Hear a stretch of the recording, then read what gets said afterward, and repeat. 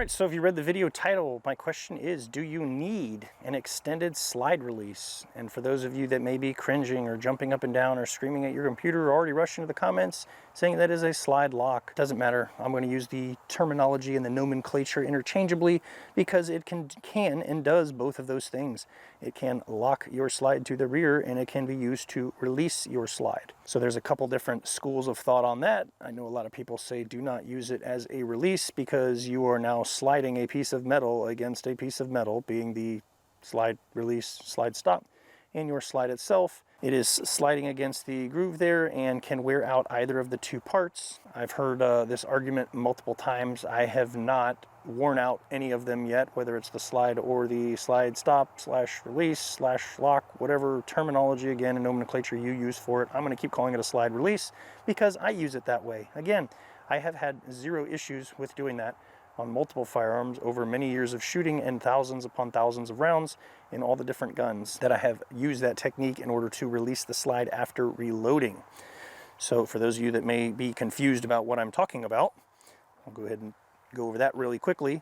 So this piece of metal right here, when your gun cycles and the magazine goes empty, ideally there's a component inside the magazine that is pressing against this that will push it up. So when your slide goes to the rear, it pops in that little notch there and locks it back so that you can reload. Once you're completed reloading, many people will either push this down to release the slide, grab the back of the slide, pull back and release and let it go forward that way.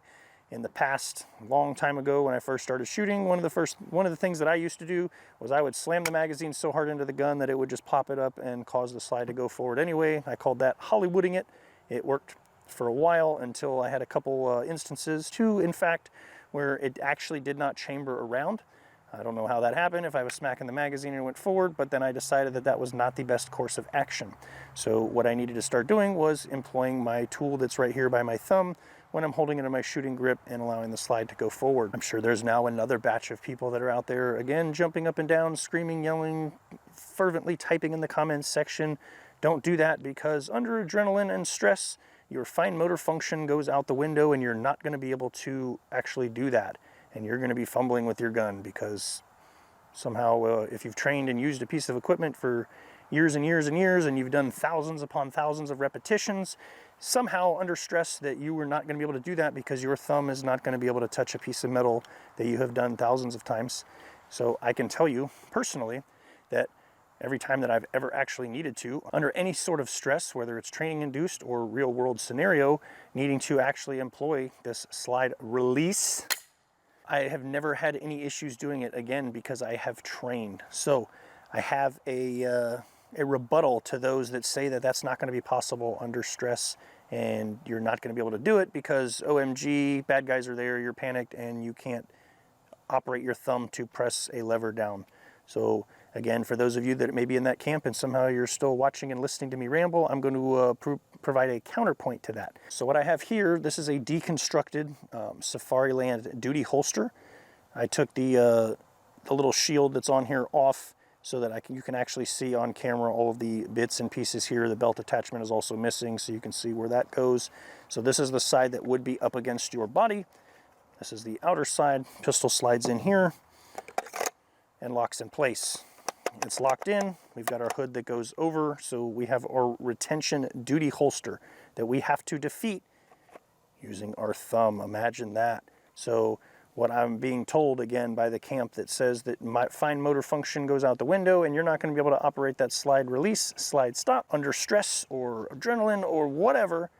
So what you're telling me is that a duty holster that requires your thumb to do a couple different actions, again, all law enforcement out there that uses these holsters are basically dead in their tracks because their thumbs are not going to work because, you know, when they go in a stressful situation and need to draw their pistol, they're just not going to be able to do it because the stress and adrenaline is too much to go like this and remove the pistol.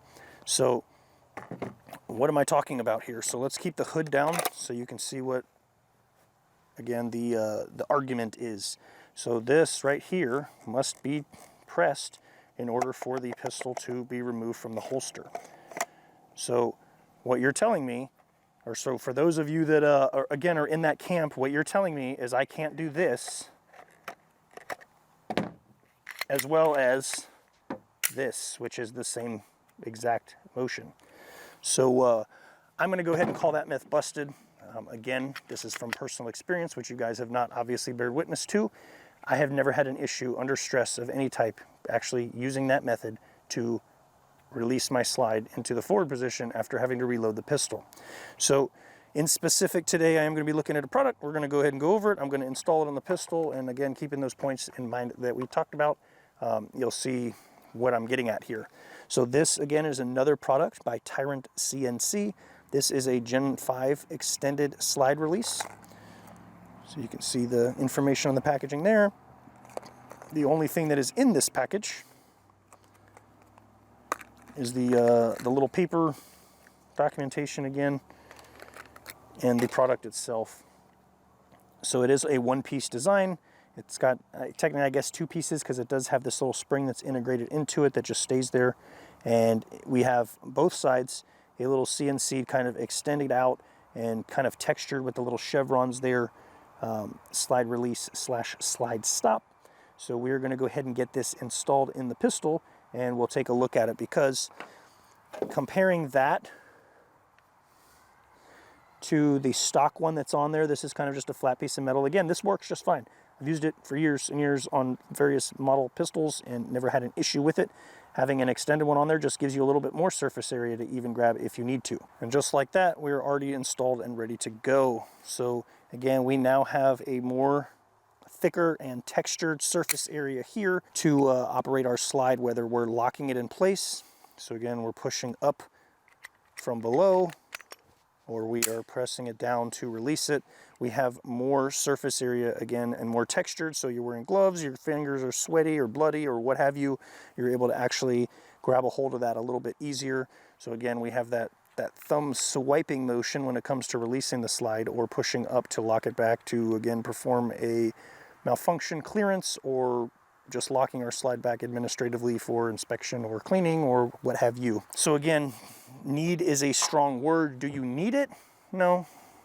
We probably don't need half the crap that we put on our guns. We can just take them stock out of the box, load them with ammo, and carry it, and it'll work just fine. However, having something that's going to give you some sort of advantage, again, just like the magwell, maybe giving you that 0.02 second quicker reload, because you're able to kind of not have to worry so much about getting it directly in the magwell, or again, being able to get your finger up here in the general area versus directly on that flatter, smaller piece of metal in order to accomplish your reloading or unloading task. It's not going to hurt you either way. So anything you may run into in terms of having an issue with a thicker slide release, slide lock, if you look, you can see the how much more it protrudes than the stock one, is your holster, and actually putting it into said holster. So when you go to slide it in there, you may have issues with it rubbing the, again, material, whether it's plastic or whatever. This particular one is plastic. It may be not fitting in there, or you may end up just needing to slide it in and out a few times to kind of shave out that channel to get it to actually accept. But just keep in mind that that is probably, I would say, the only thing that could negatively affect you in terms of carrying. I definitely think that it's a great idea to have anything, again, that's going to give you some sort of advantage when it comes to operating your pistol. So do you need it? Probably not. But is it something that's nice to have, give you, again, a little bit more of an advantage? Sure, why not? If you have the extra cash and you found one that you like, or it looks cool, that's also definitely a viable option. If it makes it look cool, then you know it's got to be good, right? So just keep those things in mind that I mentioned. Again, if you're still disagreeing with me and you think that it's a horrible idea and that I shouldn't be telling people that it's okay to release your slide like that, I don't know what to tell you. I have no words. The whole argument about the fine motor skills and adrenaline and stress, yes, it is obviously a thing. It's scientifically proven that your fine motor skills go out the window. A Rubik's Cube here. I am not trying to pick a lock. I'm not trying to do something that I have not practiced enough that I can do it with my eyes closed. I can do it in my sleep. I can do it without thinking about it. Anytime I've ever needed to reload my gun, generally, under stress even, it has happened without me having to think about it. I can tell you by feel when my rifle is empty without even having to look at the chamber. I can tell you when that bolt has locked back and I'm already going for that reload and reloading it. Same thing with the pistol. There's different feel after a long time, especially if you're comfortable with a specific weapon system. and you do something over and over and over. If you never practice, then yes, you're probably going to have trouble remembering. Just like if you get a malfunction in your weapon and you don't practice your malfunction clearing, you're going to struggle and your OODA loop is going to be messed up and you're going to have to direct your attention now to fixing it in order to get back in the fight. But if it is something that you have practiced and trained and done over and over and over, and it has become routine and habit and instinct, it is not something that is going to affect you in the moment that you were going to need it. You were going to handle it without even thinking about it. And that's one of those things later where somebody might tell you, hey, that was an amazingly fast reload, and you might be going, what reload? Because you completely blanked and did it on instinct without thinking about it. So just keep that in mind. Again, disagree, agree, whatever. This is just you watching my video, sharing my thoughts and opinions. If there is something that I did not answer or address, you want a question answered, or you think I missed something, please leave me a comment down below and I'll be glad to get back to you. If you made it this far, thank you for watching. I greatly appreciate it, and we'll see you in the next video.